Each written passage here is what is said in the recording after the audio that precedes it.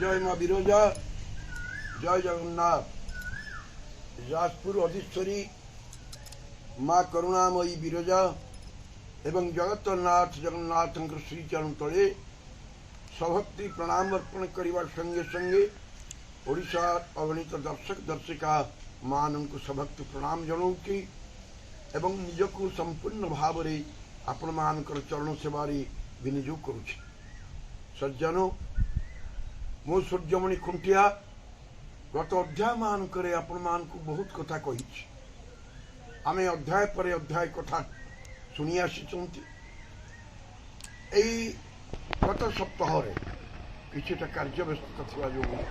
मुझे आप कथा शुणी पारि नी। आज पुणी कथार धारा आमे आरंभ करवा। आपण मानकर मन थी कथार धारा किपरि चली ना श्रीमंदिर से 22 पहाच उपर जड़े बुढ़ा बसी पाखे सहधर्मिणी बुढ़ी बसी बुढ़ी गोटे गोटे प्रश्न पचार कथा पचार बुढ़ा तार उत्तर दौरान से दिन बुढ़ी पचारे कि अच्छा मत टे गोटे कथा कह ना कौन ना जगत अनेक आश्चर्य अच्छी सबुठ श्रेष्ठ आश्चर्य कौन। बुढ़ा हसिले कहले ओहो तुम्हें महाभारत कथा पचार दो। बुढ़ी कहले महाभारत कौन महाभारत कौन ये कथा अच्छी आश्चर्य कौन बोलिकी महाभारत अच्छे। बुढ़ा कहले हाँ शुण जो पांडव माने वनवास करते 5 भाई जाक वन थे दिनकर कथा वन भितर युधिष्ठिर को शोष होती से पानी आने भाई नकुल को पठे नकुल पानी आने जाइए दूर गोटे सरोवर तीर पहुंची से पानी आने पानी भर पशिवा क्षण गोटे शब्द भासी आसे तुम जी ही था जदि मोर प्रश्न उत्तर दे पार तुम सरोवर पानी पीब और नहीं पार जदि उत्तर दे न पार ताल सरोवर पानी तुम व्यवहार कर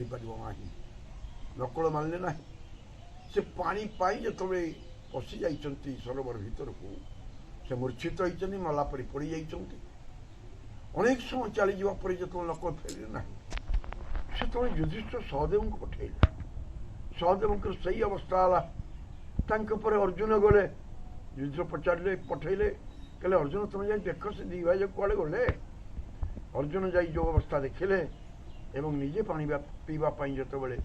उद्यम कले से से अवस्था हवा। एथर गले द्वितीय पांडव भीम महाबली भीम सी जो पहुंचे देखिले 3 भाई जाक मृतवत पड़ी शोषे भीमंकर छाती भी फाटी जाऊा से पानी पीवा पश्चिम सरोवर भीतर से शब्द भाषी एवं भीम किसी न मानिक जो पानी पीवा उद्यम कर भीम मृतवत पड़ी एबे स्वयं धर्मराज युधिष्ठिर पहुंचन से सरोवर तीर से शब्द भाषी आसी जदि मो प्रश्न उत्तर दब पानी पीब पानी नब ना तुम्हें किए ना मु यक्ष मु तुम भाई मान को सही कथा कही जब मो प्रश्न उत्तर दब ताल सरोवर में पशिब पानी पीब पानी नब से उत्तर दे पारे ना मो कथा न मानिक सरोवर भीतर पहुंचले जहाँफल से मृतवत पड़ी मला परी पड़ी। वर्तमान धर्मराज युधिष्ठिर कहले यक्ष तुम्हें प्रश्न पचार मु उत्तर देवी बहु प्रश्न गोटे पर गोटे गोटे पर गोटे गोटे पर गोटे प्रश्न कर चली यक्ष एवं तार चमत्कार उत्तर दे चली धर्मराज युधिष्ठिर एवं पचारि 4टी प्रश्न भर गोटे बड़ चमत्कार प्रश्न पचार शेष से 4टी प्रश्न पचार गोटे चमत्कार प्रश्न पचार किम आश्चर्य कहले आश्चर्य कौन कौटा ये जगतर श्रेष्ठ आश्चर्य। धर्मराज युधिष्ठिर हसिले कहले यक्ष आहनि हुतानि गच्छन्ति जमालयम् शेषा स्थावनमिच्छन्ति किमाश्चर्यमतः परम। इस श्लोकर अर्थ है धर्मराज युधिष्ठिर कहले यक्ष अहानी अहानी भूतानी गच्छन्ति जमालय एठी प्रतिदिन लोक माने जमालय को जाउछन्ति प्राणी माने जमालय को जाउछन्ति प्रतिदिन मृत्युर लीला चली मनीष आगे मनीष श्मशान रे चितार शौचे मनीष निज हाथ रे तार संपर्क मान को चिताभस्म चितार शुआई दाह करुचे किंतु ता सत्य मनीष बुझी पारुना जे मृत्यु निश्चित जात ही ध्रुव मृत्यु जे जन्म तार मरिबा निश्चित धर्मराज युधिष्ठिर उत्तर देइछन्ति बड़ चमत्कार भाव जो माने मरी नाहंती मृत्युर लीला देखिछन्ति मृत्युर लीला देखिछन्ति किंतु मरी नाहंती अछन्ति सेमाने भावन्ति जे आमे चिरदिन रहिबु स्थावरम स्थावरा शेष ये कौन जीवित इच्छन्ति स्थावर माने जो माने अवशिष्ट रहिले से माने बंचिबा को इच्छा करती जे कौन प्रकार बंचिबे चिरकाल बंचिबे से माने मृत्यु को भेटिबे नहीं युधिष्ठिर उत्तर बड़ा चमत्कार से दिन युधिष्ठिर जो कथा कही धर्मराज युधिष्ठिर कहले का यक्ष को यक्ष संतुष्ट एवं तापरे यक्ष चारि भाई सब प्रश्न उत्तर दे सारिबा परे यक्ष चारि भाई को बंचई दैछन एवं युधिष्ठिर चारि भाई को संग धरी फेरी सज्जन एई परिप्रेक्षी रे गोटे कथा कुआ जाई पारे ये जीवन कौन ये जीवन और स्थायित्व केते ना नलिनी जलमुक्त चलम तज्जीवनम अतिशय चपलम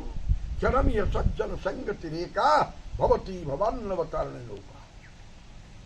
ये जीवन होची पद्मपत्र उपरे पड़िथिबा पानी बिंदु परी पद्मपत्र उपरे पानी बिंदु पड़िले जपर ढल ढल होता है एवं केतेबेले से जल बिंदु से पत्र ऊपर खसी पड़ो कही हेब ना ये जीवन अवस्था से केतबे चलती तब जीवन अति चपलम ये जीवन अति चपल अति चंचल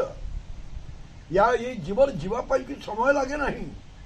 गोटे मुहूर्त भितर आखिर पल्लक मात्र ये जीवन चली जापे एथि बाट कौन क्षण ये सज्जल संगत रेखा ये जगत रे गोटे श्रेष्ठ कार्य हूँ क्षण मात्र हो पछे गोटे मुहूर्त हो पछे मनीष जदि सत्संग बसी सज्जन मान सहित मिस गोटे मुहूर्त सत्संग करदेव से मुहूर्त कर सत्संग क्षण यह सज्जन संगति रेखा भवती भवान्नवतारण नौका ये भवसागर को पारि होगा भवसागर उद्धुरी जावाई सी गोटे नौका हो सत्संग तापाई नौका हो सुतरां सज्जन ये जीवन क्षणस्थायी वर्तमान अच्छी आउ मुहूर्तक पर ये जीवन रही आम जानी हाँ तेणु ये जीवन को सार्थक करने सत्संग आवश्यकता रही भल कथा शुणा भल कम करवा भल लोक सहित बसवा ये हूँ जीवन सर्वश्रेष्ठ कार्य यही कार्य जो मनोनिवेश करे सत्वाट जी जीवन को चलैनी ता जीवन सार्थक हुए आज मुझे आपण मान किसी कथा कहली पुणी आर अध्याय आपण मान आउ किसी कथा शुणेबी आपण मान पाखर विदाय नवा पूर्व आउ थे मु उच्चारण करी